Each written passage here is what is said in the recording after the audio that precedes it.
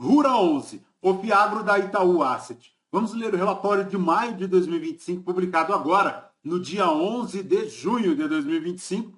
Ao que parece, tem aí situações de dívidas, mas não é só, vem mais bomba por aí. Vamos continuar acompanhamento do fundo aqui no canal. Esse será o tema do nosso vídeo de hoje. Está aí o fundo que tem uma cota patrimonial de R$ 10,22, 1,6 bi patrimônio líquido, um yield na cota a mercado de 14,81 ao ano. A última distribuição foi de 10 centavos, veremos adiante. Na data que eu gravo aqui com vocês, o Rura 11 cota a R$ 8,22, fazendo um P sobre VP de 0,80, uma variação negativa nos últimos 12 meses de 2,26%. A cotação chegou lá em dezembro aos R$ 6,56, inclusive agora em fevereiro, retornando aos R$ 6,60, mas buscou uma pequena recuperação e ainda repousa na casa dos R$ 8,22, 20% de desconto em relação ao patrimonial. A última distribuição do fundo foi aqui de 10 centavos por cota, paga no dia 6 de junho de 2025, fazendo um yield mensal de 1,16%, anual de 12,34%. Se o cotista tivesse investido R$ 1.000 em Rura 11 há 2 anos, teria hoje R$ 1.021,10, já considerando o reinvestimento dos dividendos. Apesar desta pequena recuperação aí no mercado secundário, a cota não consegue superar o CDI, não supera o IFIX e também não supera o IPCA. Segundo o Investidor 10, no período, o Rura 11 deu uma rentabilidade de 2,11%, o CDI 24,26%, o IPCA 9,54% e o FIX 10,85%. Então, ponto de atenção aí é a rentabilidade do Rura 11, porque ele não supera nenhum dos principais benchmarks do mercado brasileiro. Voltando aqui para o relatório segundo a gestão, ao final do mês de maio, o Rura 11 encerrou o mês com 100% do seu patrimônio alocado aqui em créditos agro. Ele tem aí no mês também a aquisição de uma nova operação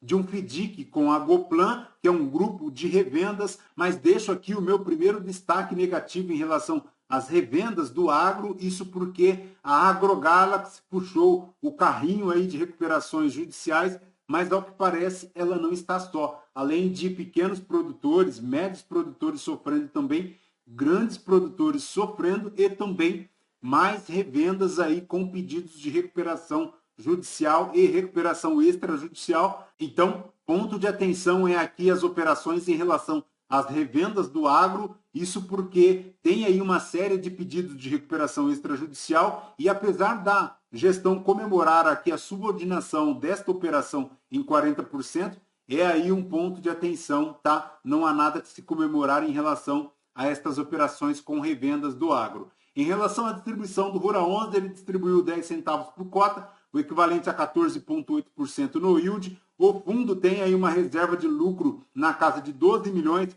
o equivalente a 7 centavos por cota. Ele segue aqui no acompanhamento em relação a 4 principais CRAs e também Fiagros FDIC, das carteiras de recebíveis com as revendas que ele tem aí na sua carteira. Tem aí também o acompanhamento do Consentini, do José Lote, do Portal Agro e também da Copagri. Estão 4 devedores aqui do Rura 11 e a gestão estabeleceu para eles um plano de previsão de perdas, a famosa PDD, e eles estão também com pedido de recuperação judicial. Então, é importante o cotista ficar atento a estas quebras em cadeia, porque elas acabam causando danos de ricochete, o que afeta aí não só um credor, mas consequentemente também afeta o devedor, que é credor também em relação aqui aos devedores. Então, ponto de extrema atenção é esta situação por conta do agro, principalmente porque o mercado ele está aí se recuperando com as cotas de fundos imobiliários dos fiagros no mercado secundário, mas é importante muita cautela porque não há nada que se comemorar em relação a esta recuperação das cotas do mercado secundário, porque o mercado ainda se encontra bastante nebuloso. Segundo a gestão, no caso aqui da Copagri, correspondente a 0,8% do PL, teve aqui uma decisão recente que revogou a recuperação judicial do grupo, elevando com isso a falta de previsibilidade jurídica no caso, e a gestão comenta para isso que terá um impacto nulo na distribuição de dividendos aqui do Rura 11. Ela ressalta aqui que tais casos seguem somando ao todo 7,4% do patrimônio líquido aqui do Rura 11 e considera que as provisões já realizadas, que já impactaram a cota patrimonial, atualmente 2,6% do PL,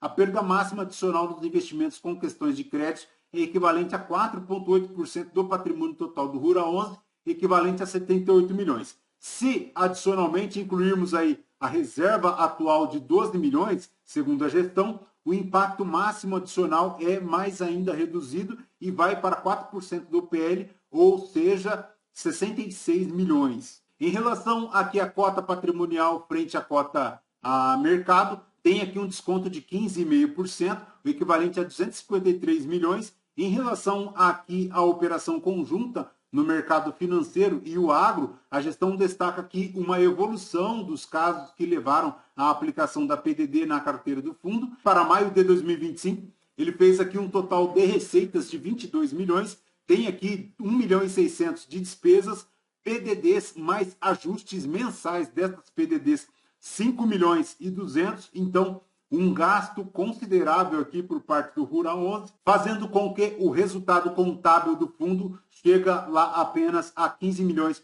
e 800 mil reais, 2 milhões inferiores em relação ao resultado de março e de abril de 2025, fazendo 9 centavos por cota, dos quais ele distribuiu 10 centavos por cota. A gestão lembra aqui que continua lá com a reserva de 12 milhões, o equivalente a 7 centavos por cota, e em relação à referência de maio de 2025, a cota patrimonial a 10,22, fecha uma cota a mercado de R$ 8,64, rendendo 10 centavos por cota, 0,98, fazendo aí o rendimento mensal da cota patrimonial, 1,16 o rendimento da cota a mercado ao mês, 14,81 no rendimento anual. Em relação ao retorno acumulado aqui do Rura 11, ele forma no período 52,15%, já considerando aí a cota patrimonial. Na cota a mercado ele rendeu apenas 26,35%, enquanto o CDI rendeu 46,20%. Então, segue aqui reiterando aquela cautela em relação ao Rura 11, porque ele ainda não consegue superar o CDI, não consegue superar o IFIX e também não supera o IPCA.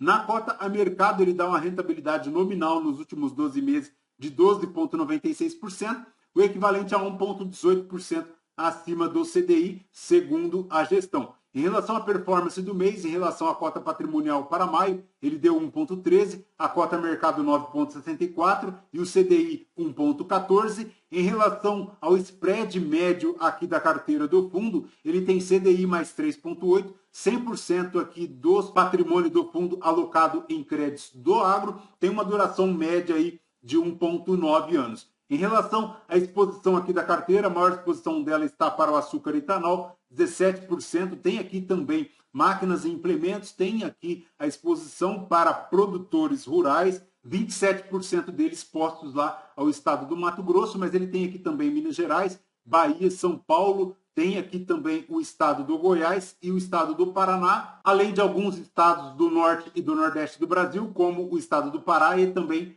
o estado do Piauí. Em relação à exposição por tipo de garantia, 35% delas estão expostas aqui à alienação fiduciária de terras. São 64 devedores, formando um volume médio por devedor de 25 milhões e 900. 21% do PL aqui expostos aos top 5 devedores, 19 culturas diferentes. E em relação aos débitos, ele tem aqui o destaque negativo da carteira, o CRI da Consentini, formando 3,6% aqui do PL da carteira. Tem aqui também o José Domingos Lote, 2% do PL da carteira, formando um volume financeiro de 33 milhões versus 59 milhões aqui para o Consentini. Ele tem aqui também o Portal Agro, formando 16 milhões de exposição, 1% do PL aqui da carteira, e também a Copagri, formando 0,8% do PL da carteira, 12 milhões 305 mil reais. Mas, apesar da gestão destacar que estes 4 devedores seguem aqui em situação de monitoramento,